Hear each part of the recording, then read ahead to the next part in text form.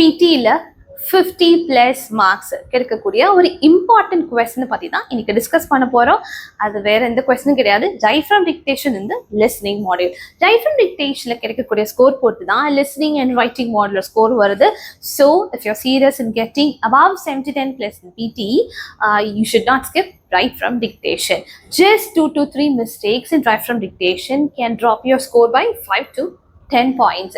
என்னென்ன மிஸ்டேக்ஸ்னு பார்த்தீங்கன்னா missed words, spelling errors and grammar mistakes. இந்த மாதிரி எரர்ஸ் நீங்கள் ப்ராக்டிஸ் பண்ணும்போது உங்கள் ஆன்சர்ஸில் ரெக்கரண்ட்டாக வந்துச்சுன்னா எக்ஸாம் டைம்லையும் இந்த மிஸ்டேக்ஸை ரிப்பீட் பண்ணுறதுக்கு சான்ஸ் இருக்குது.